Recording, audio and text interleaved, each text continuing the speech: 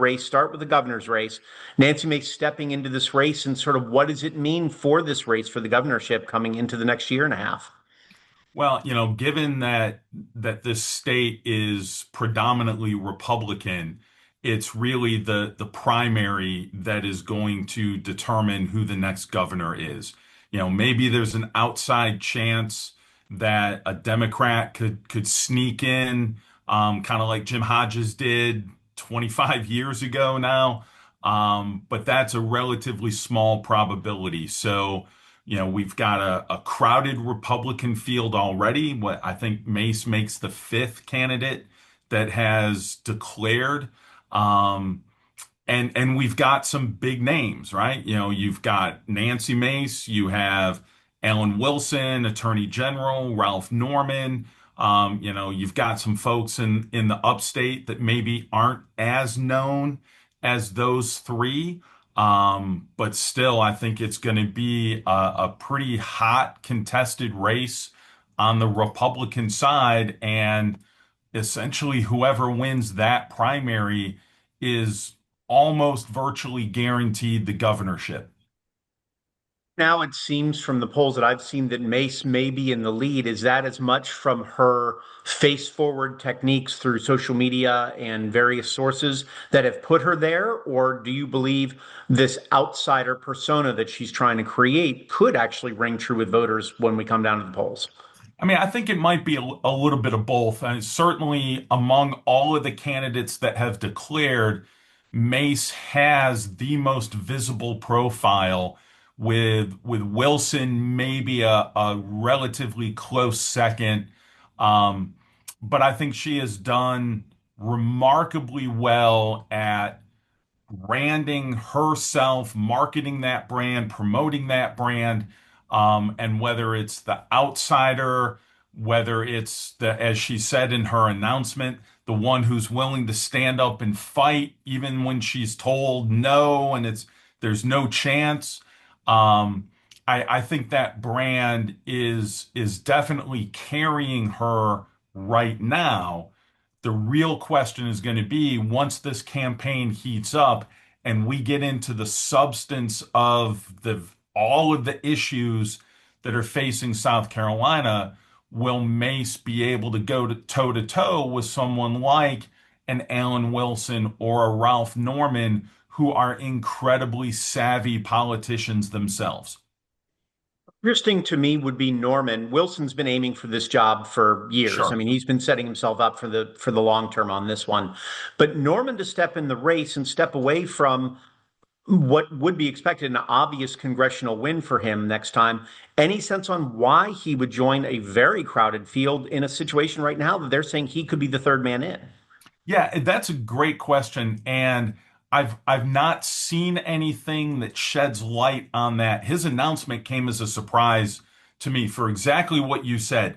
Given, he's in a safe district, he would have been an easy re-election back to the House, and within the House, he has a pretty decent amount of leverage where he's been able to influence others or he's taken stands sometimes by himself, maybe sometimes with Thomas Massey out of Kentucky. But I think that has given him a certain amount of leverage within the House that it is kind of remarkable he is willing to walk away from. So I'm not entirely sure what the ultimate decision sort of maker was for him in that regard. But I do think his presence basically shakes things up. I mean, prior to his announcement, it was easily a Mace Wilson sort of one-on-one type of election. With Norman in there now, that's going to pull votes potentially from both Mace and Wilson's camps that, who knows, maybe it opens up a door for someone else to slip in. I think his presence has certainly shaken things up. Would ask about the Democrat side, but as you said, I mean, it looks like it's Jamie Johnson seems to be the lead candidate at this point. I mean, you're right, it's a red state. So the question would be how much cachet does Jamie Johnson really have to do it? Democrats are positive with him, but are they even sort of resigned to know that this governorship's not going to end up blue?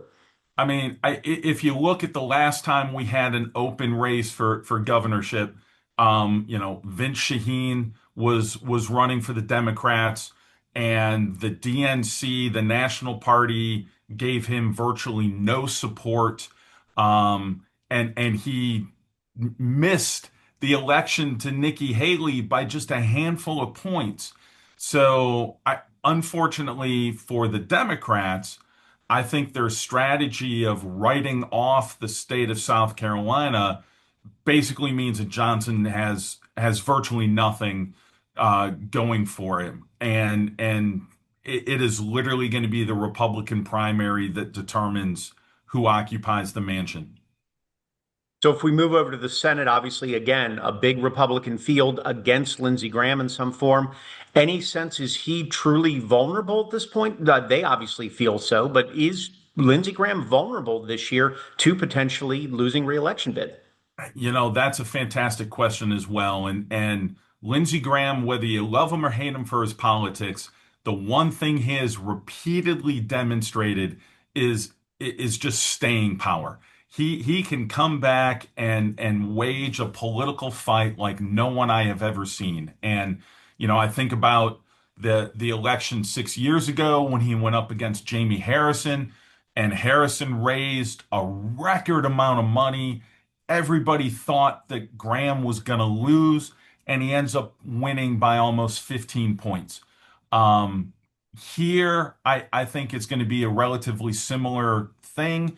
You do have some notable challengers. Andre Bauer maybe it might be the most visible, but Bauer really hasn't been in the spotlight for years.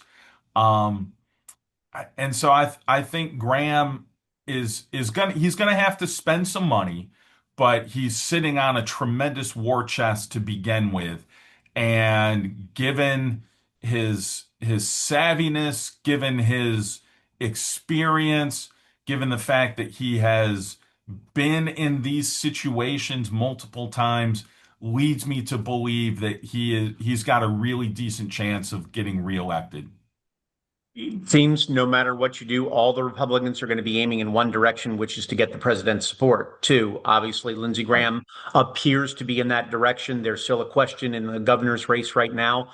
Considering the political climate and what we will not have obviously know until later in 26, what's going on then countrywide, how much does a presidential endorsement in South Carolina mean to anyone in the governor's race and to Lindsey Graham himself?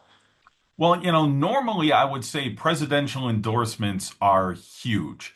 That, given that the president is literally the standard bearer for the party, that emphasis, that identity with the president puts such a big thumb on the scale in favor of that candidate, that I think whoever gets Trump's endorsement, normally speaking, that would be enough, and they would be able to cruise to victory. Now that said, Trump is under a lot of pressure right now, and his numbers are starting to tank. And we've seen historically that when that happens, candidates tend to run away from the president and try not to be associated with them. And that's exactly the ammunition that the opposition uses to try and take down the opponent. With Trump, it's anybody's guess. His numbers are tanking, yes, but he still has such a dominant influence in the Republican Party that I think, given South Carolina, his endorsement probably will matter, even if it's just for a handful of points. That handful of points is likely enough to swing the outcome in the primary. Is there anybody in either of those races still to come, or do we have we filled in this field pretty well at least on the Republican side, or is there a surprise Democrat somewhere who may be able to make a run for either of those spots? In on the Senate side, the Democratic candidate, I'm blanking on her name now, Annie Andrews. Andrews, yeah. Annie Andrews. Um, she came out of the gate with a tremendous announcement. I mean, the video was fantastic, drew on her credibility as a medical doctor, talking about kids that she has treated. And I think that is a message that is likely to resonate certainly with moms, possibly, with dads as well. Whether it's enough to offset partisan politics is anyone's guess. But I do think that she's got both, a really good shot of securing the nomination from the Democrats, and assuming she goes up against Lindsey Graham, I don't think it's a throwaway contest. I think it's potentially similar to what we saw with Jamie Harrison 6 years ago. The question will become the extent to which the primary beats up Lindsey Graham so much that maybe he doesn't have enough money to continue getting his message out. And that allows Andrews to sort of sneak in at the last minute. That to me is going to be the most interesting thing. How much money does Graham have to spend in the primary in order to keep that nomination? I guess just to go for history factor, because part of what you do is being a professor this way. So I go to the experts for these things. But being a woman in South Carolina, Nikki Haley obviously proved that it can be done. So again, an uphill battle, but is South Carolina seemingly open for something like that more than perhaps other nationalities or something else? Yeah, great question. And if you had asked me that sort of, 6 years ago, prior to Nikki Haley being governor, I would have answered that that is a significant challenge that I'm not sure Andrews would be able to overcome. Given Haley, not just when she was governor, but even the when she ran for president this last time, and was the last remaining candidate against Trump in the primary. I think I think some of that ice is starting to crack. It's certainly still a challenge that any female candidate will have to overcome. But I think Andrews has a better chance this time around, given Haley's experience and her visibility around the state previously. Haley is now, let's say, above coming back to state politics at some point, maybe not governor, but for that Senate seat. Would she be willing to challenge Graham? Or is that now she's got bigger dreams than that? I think she's got bigger dreams than that. I think she still has her sights on the presidency. I think we will see her again in 28. Um, it- Whether she is visible between now and then, that to me is the telling question. She's been remarkably silent since Trump's election. Um, and maybe she's just biding her time and will emerge as, potentially a candidate that could take the Republican Party post Trump to wherever it needs to go. Maybe she can repair some of the damage that is being done to the party. Um, but if she remains silent for an extended period of time, then I think she runs the risk of missing that window of opportunity. And even if she tries to mount some kind of comeback, it will sound more like sour grapes than any sort of positive vision that could galvanize an electorate. That makes sense out there. Obviously, we're in District 1 down here, which is now sort of the forgotten race of all of these things, with Mace running for governor. I guess the first question is, my understanding is there's a possibility Mace would run both for Congress and for governor at the same time. Is that legal in South Carolina? Can it be done? And will it be done? So is it legal? My understanding is yes. There is nothing that precludes her from running simultaneously. obviously, if she gets elected to both positions, she will have to pick one and resign the other. So she can't hold multiple offices, but there's nothing that says she cannot run for multiple offices. Now, that said, you know as well as I do that running for any office is incredibly expensive. And so my guess is that in the next 6 months, certainly in the next year, Mace is going to make that decision. Does she just step aside from the House and focus solely on the gubernatorial election? And I think that's going to be a matter of where the polls are, whether she's been trending up or down as debates start with the other candidates, whether she feels like she's getting her message across. If the answer is yes, then I think she abandons the House and focuses on the governorship. If the answer is no, then I think it's the opposite. I think she bows out of the gubernatorial election and sticks with the House and maybe uses the governor experience to sort of further her brand as the female maverick that's trying to challenge the patriarchal system and keeps running into all of those roadblocks. I would not be surprised if that is the message she puts together. Yeah, this district not done with her by a long shot yet, probably Exactly. until April or so when the primaries come up next year. So, Right. Yep. well, then the other question would be who to look at. District one, Mac DeFord just announced. I just talked to him. He obviously ran last time, came up a little short in the Democratic side. Not, there's a couple other candidates from this general area. Mike White, the state representative, looks like he's going to run. What are the names we should be looking for in this district to come out of play of this? So those were the two that immediately came to mind. And there's no one else that I think has the visibility, maybe the political cachet to sort of capitalize on on an open seat if Mace sort of resigns and focuses on the gubernatorial one. That said, given what we just discussed about her possibly running simultaneous campaigns, she's going to wait. Likely, she's going to wait until the absolute last minute to make that decision, which means that any candidate potentially looking to fill that spot is going to be under tremendous pressure. Do they try and announce early and maybe force Mace's hand? Um, or do they sit back and just wait until she makes a decision?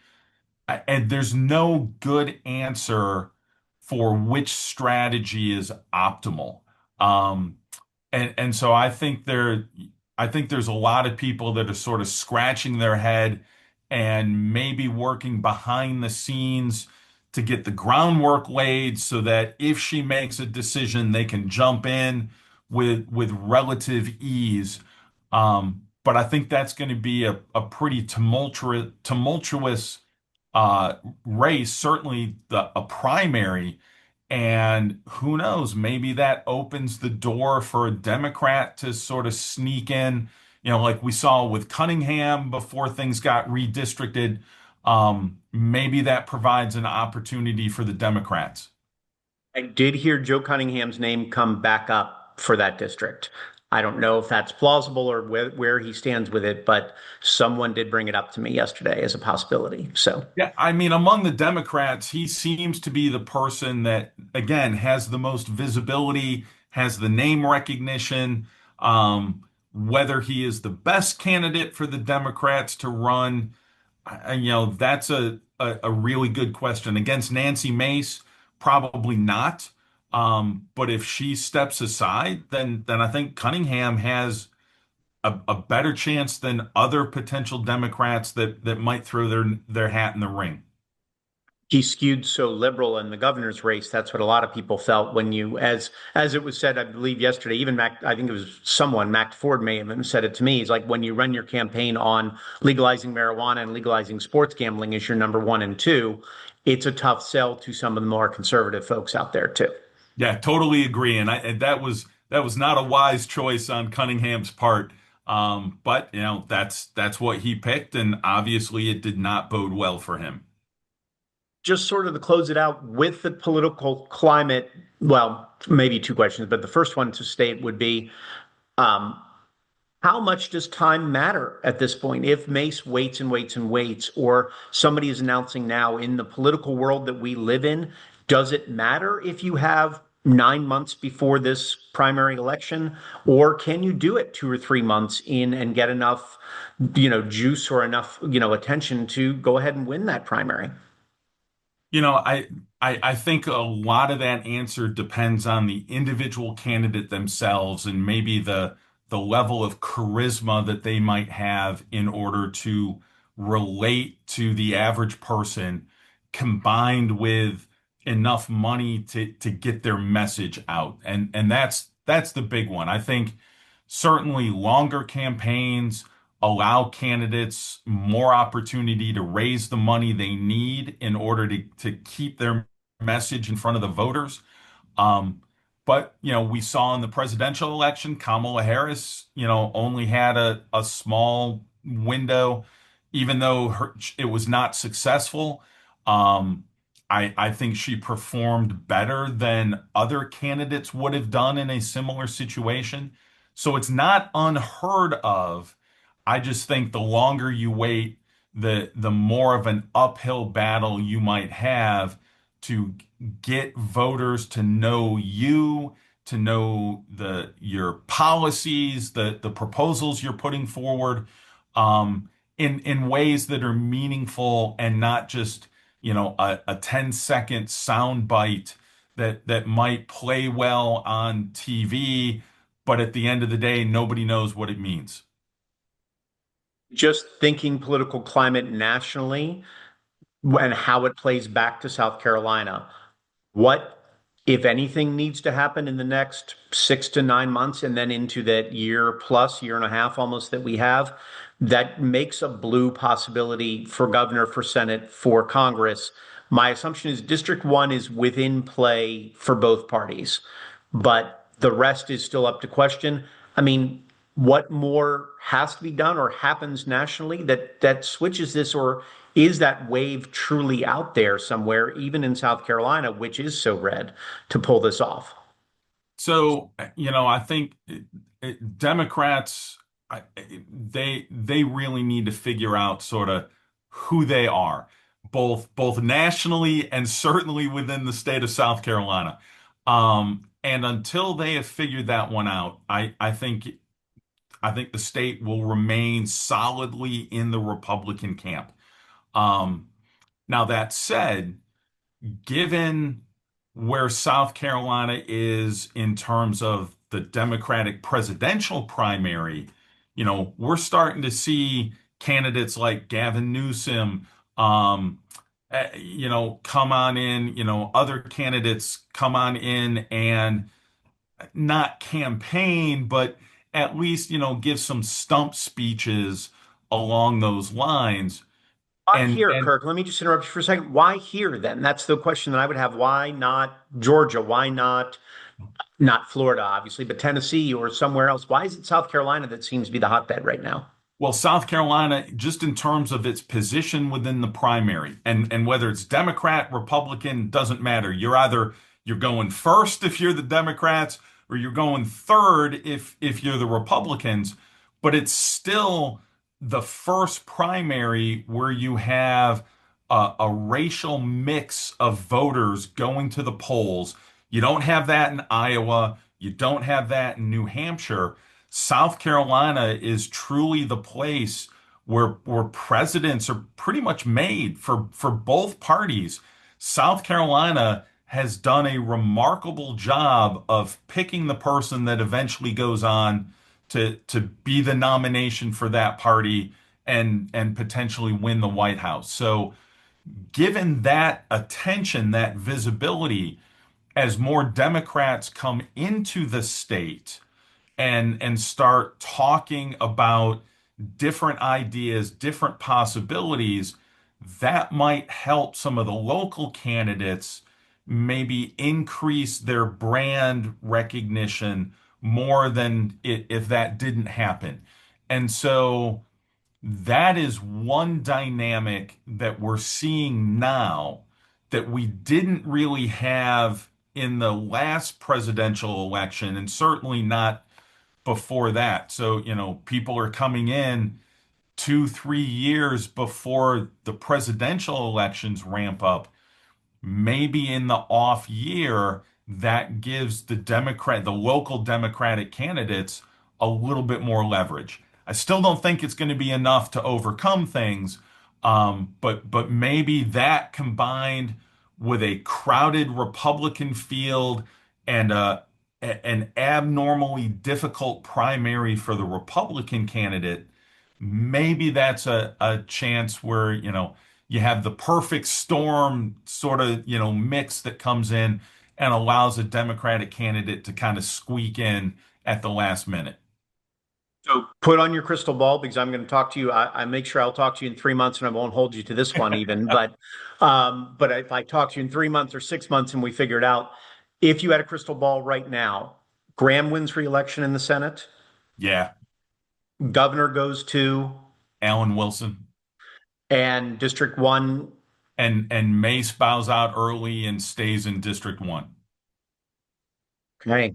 Well, December we'll talk and figure it Yeah, out. we'll have to see whether that's We'll true or see the not. switch on that one. A Mace will be the really interesting one to me because you're right. Whether she is in the lead right now, does she hold that, and does she stay on the ballot in both primaries, and does she have enough to win the congressional primary? So if she loses the governor primary, I don't know because I just found out basically yesterday or the day before that she could run for both and hold. Right. So Yeah, a lot of it's really going to depend on her fundraising. If it takes off like she hopes it will, then I see her staying in the gubernatorial race a whole lot longer. I'm just not convinced that it's going to take off like she hopes it will, like she needs it to. And so I think at the end of the day, she will recognize that District 1 is the safer race, is the cheaper race for her. And I think she stays where she is and continues to be sort kind of like Ralph Norman, continues to be that maverick voice in the House that has garnered a fair amount of attention. That's what I think will ultimately happen with her. does her ego allow that to happen? Well, that's a really good question. I don't know. I think the ego, if the fundraising doesn't come in, the ego is going to have a reality check that might be brutal, and will happen relatively early.